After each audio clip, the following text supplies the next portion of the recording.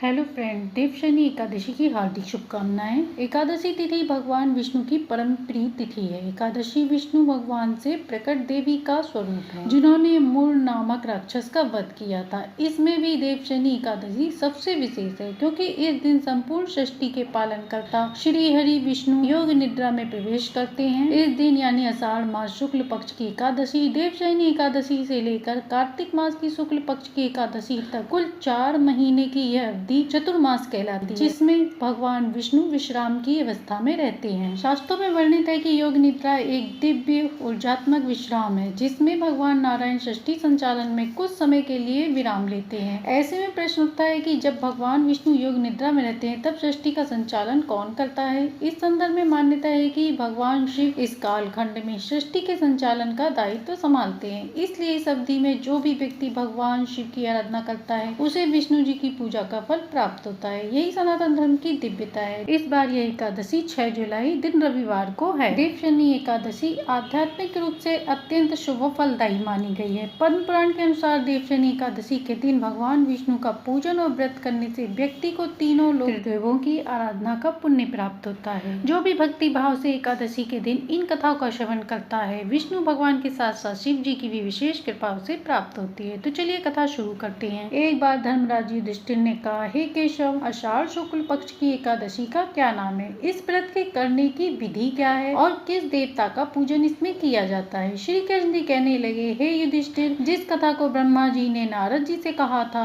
वही मैं तुमसे कहता हूँ। एक समय नारद जी ने ब्रह्मा जी से यही प्रश्न किया था। तब ब्रह्मा जी ने उत्तर दिया कि हे नारद, तुमने कलयुगी जीवों के उद्धार के लिए बहुत उत्तम प्रश्न किया है, क्योंकि देवशयनी एकादशी का व्रत सब व्रतों में उत्तम है। इस व्रत से समस्त पाप नष्ट हो जाते हैं। जो मनुष्य इस व्रत को नहीं करते, वे नरकगामी होते हैं। इस व्रत के करने से भगवान विष्णु प्रसन्न होते हैं। इस एकादशी का नाम देवशयनी एकादशी है। अब मैं तुम्हें एक पौराणिक कथा बताता हूँ, मन लगाकर सुनो। सतयुग में माधांता नामक एक चक्रवर्ती सम्राट रहते थे। उनके राज्य में प्रजा बहुत सुखी थी, किंतु भविष्य में क्या हो जाए यह कोई नहीं जानता। अतः वे भी इस बात से अनभिज्ञ थे कि उनके राज्य में शीघ्र ही भयंकर अकाल पड़ने वाला था। उनके राज्य में पूरे 3 वर्ष तक वर्षा न होने के कारण भयंकर अकाल पड़ा। इस अकाल से चारों ओर त्राही त्राही मच गई। धर्म पक्ष के यज्ञ, हवन, पिंडदान तथा व्रत आदि में कमी हो गई। जब मुसीबत पड़ी तो धार्मिक कार्यों में प्राणी की रुचि कहाँ रह जाती है। प्रजा ने राजा के पास जाकर अपनी वेदना की दुहाई दी। राजा ने इस स्थिति को लेकर पहले से ही दुखी थे।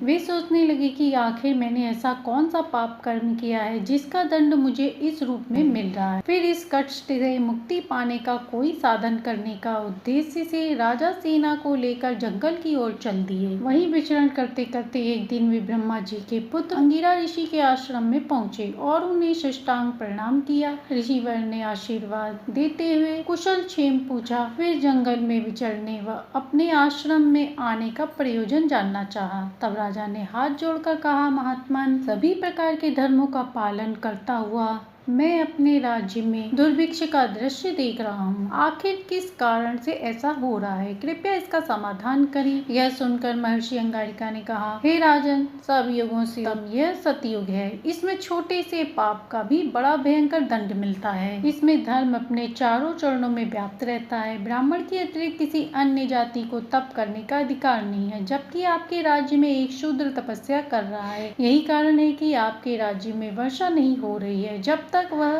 काल को प्राप्त नहीं होगा, तब तक यह दुर्भिक्ष शांति नहीं होगी। दुर्भिक्ष की शांति उसे मारने से ही संभव है। किंतु राजा का हृदय एक नरपशराध शूद्र तपस्वी का शमन करने को तैयार ना हुआ। उन्होंने कहा, हे देव, मैं उस निरपराध को मार दूं, यह बात मेरे को मन स्वीकार नहीं कर रहा है। कृपया करके आप कोई और उपाय बताएं। महर्षि अंगिरा ने बताया, आषाढ़ माह के शुक्ल पक्ष की एकादशी का व्रत करें। इस व्रत के प्रभाव से अवश्य ही वर्षा होगी। राजा अपने राज्य की राजधानी लौट आई और चारों वेद वर्णों सहित पद्मा एकादशी यानी देवशयनी एकादशी का विधि पूर्वक व्रत किया। व्रत के प्रभाव से उनके राज्य में मूसलाधार वर्षा हुई और पूरा राज्य धन धान से भर गया। ब्रह्मवैवर्त पुराण में देवशयनी एकादशी के विशेष महत्व का वर्णन किया गया है। इस व्रत से प्राणी की समस्त मनोकामनाएं पूर्ण होती है। तो प्रेम से बोलिए श्री हरि की जय। आप सुनते हैं ग्यारस माता की कथा। उस समय पहले की बात है, किसी नगर में एक ब्राह्मण और ब्राह्मणी रहते थे। वह अत्यंत ही गरीब थे। वे बड़े ही श्रद्धालु थे और हर महीने की ग्यारस का व्रत करते थे। ब्राह्मणी विशेष रूप से ग्यारस माता की पूजा आराधना करती थी और उस दिन अन्न जल का त्याग करती थी और पूरी भक्ति और श्रद्धा से व्रत किया करती थी। उनके पास एक बूढ़ी गाय भी थी जिसे वह अपनी संतान की तरह मानते थे। गाय बहुत दूध कम देती थी, फिर भी उन्होंने उसे छोड़ा नहीं था, जबकि वह बहुत ही गरीब थे। बड़ी मुश्किल से उनका गुजारा चलता था। एक दिन गांव के जमींदार ने देखा कि उसकी गाय बंजर खेत में चर रही है। उसने नाराज होकर गाय को मारने का आदेश दे दिया। ब्राह्मण दंपति बहुत दुखी हुए, परंतु वह कुछ कर नहीं पा रही थी। उसी रात जमींदार को सपना आया। ग्यारस माता ने उसे सपने में कहा कि जिस घर में मेरी पूजा और गाय की सेवा होती है वहाँ मैं सदैव निवास करती हूँ। तूने गाय को सताया है, अब तू सुख नहीं देखेगा। अगले दिन जमींदार बीमार पड़ गया और डर कर वह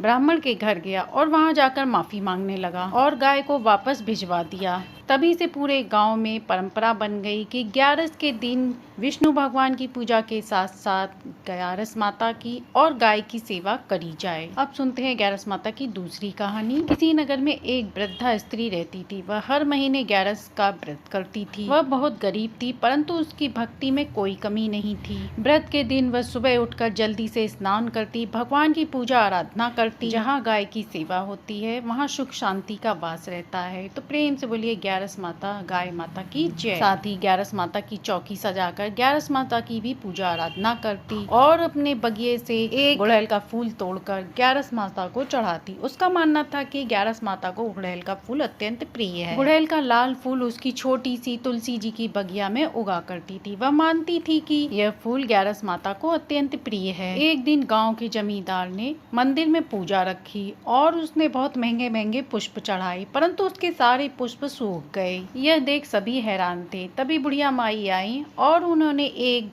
गुड़हल का लाल फूल ग्यारस माता को बड़ी श्रद्धा भक्ति भाव से चढ़ाया। तभी वहाँ का वातावरण सुगंधित हो गया। हवा में एक अलग ही महक आ रही थी। सारे दीपक जल उठे। तभी वहाँ आकाशवाणी हुई और माता ग्यारस प्रकट और उन्होंने कहा कि ग्यारस माता को धन नहीं भक्ति प्रिय है और उन्होंने स्वयं कहा कि गुड़हल का जो फूल चढ़ाया वह सबसे उत्तम है। और उसी दिन से गाँव में यह परंपरा चल उठी कि सभी लोग ग्यारस के दिन माता को गुड़हल का फूल अवश्य अर्पण करें। ग्यारस के दिन गुड़हल का फूल चढ़ाने से सारी मनोकामनाएं पूर्ण होती हैं। तो प्रेम से बोलिए ग्यारस माता की जय। आइए अब सुनते हैं तुलसी माता की कथा।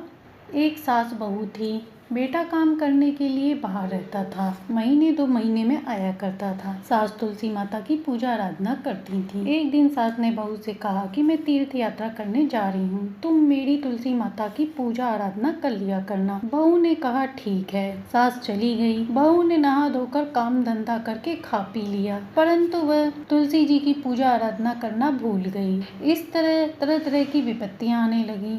बच्चे बहू बीमार होने लगे। लड़के का काम छूट गया। बीमारी में सब पैसा खत्म हो गया। घर की साफ सफाई कर कूड़े में तुलसी का गमला भी रखे आई। लड़का भी बीमार हो गया। जब सास तीर्थ करके आई तो घर में देखा बहुत दुख। रात को सपने में तुलसी महारानी ने कहा कि तेरी बहू ने मेरी पूजा आराधना नहीं की, इसीलिए तेरा सारा धन नष्ट हो गया है। सुबह उठकर सास ने बहू से पूछा कि तुलसी का गमला कहाँ है। बहू ने कहा मुझे नहीं पता। सास घर में साफ सफाई करके कूड़ा फेंकने गई तो देखा वहाँ तुलसी का गमला पड़ा है। सास उसे उठाकर लाई और उन्हें साफ किया। उसके बाद उन्हें नहलाया धुलाया और बड़े प्रेम से पूजा आरती की और विनती की कि मेरी बहू नादान है, उसे माफ कर दे, उससे गलती हो गई। हे तुलसी माँ, हमारे घर में पहले जैसा ही अब कर दीजिए। तुलसी माँ सास की पूजा से प्रसन्न हुई और उन्होंने पहले जैसा ही सब कुछ कर दिया। लड़के का काम भी लग गया और लड़का ठीक भी हो गया। बहू सास से बोली, माँ जी मेरी बुद्धि खराब हो गई थी, जो मैं कूड़े घोड़े में तुलसी जी को फेंके आई। सास बोली, जैसे पहले हुआ वैसे अब किसी के ना हो, जैसे आगे हुआ वैसा ही सबके हो। कहानी कहते सुनते होकारा भरते, तुलसी माता सबके घर में सुख शांति समृद्धि देना। तो प्रेम से बोलिए एकादशी माता, ग्यारस माता और विष्णु भगवान की जय। आइए अब सुनते हैं कहानी को पूर्ण करने वाले गणेश जी। कहानी बहुत समय पहले की बात है। किसी नगर में एक बहुत गरीब किसान रहता था। वह बहुत गरीब था, बड़ी मुश्किल से अपने परिवार का लालन पालन करता था, परंतु वह बहुत ही ईमानदार व्यक्ति भी था। वह हर साल मिट्टी के गणेश जी की मूर्ति बनाकर पूजा आराधना करता था, लेकिन उस साल गांव में बहुत तेज बारिश हुई और मिट्टी के गणेश जी बह गए। यह देख किसान परेशान हो गया कि बिना मिट्टी के गणेश जी की पूजा कैसे होगी। तब उसकी माँ ने कहा, बेटा हमारे पास गाय का गोबर है। पहले समय में लोग गोबर के दीपक, खिलौने और यहाँ तक कि गणेश जी बनाकर पूजा आराधना भी करते थे, तो गोबर से ही गणेश जी की मूर्ति बना ले। किसान ने माँ की बात मानी और श्रद्धा पूर्वक भक्ति भाव से गोबर की गणेश जी की मूर्ति बनाई। इसके बाद उसने साफ सुथरे स्थान पर मूर्ति रखी। उसने पूरी विधि विधान से पूजा आराधना की गणेश जी की, उन्हें मोदक चढ़ाया, फल फूल मिठाई का भोग लगाया। पूजा करने के बाद किसान ने कहा, हे गणेश भगवान, मेरी कामना पूर्ण हो जाए तो मैं अगली साल फिर से अच्छे से गणेश जी बनाऊंगा और आपके निमित्त 21 मोदक चढ़ाऊंगा। उस रात गणेश जी ने सपने में किसान को दर्शन दिए और कहा, हे भक्त,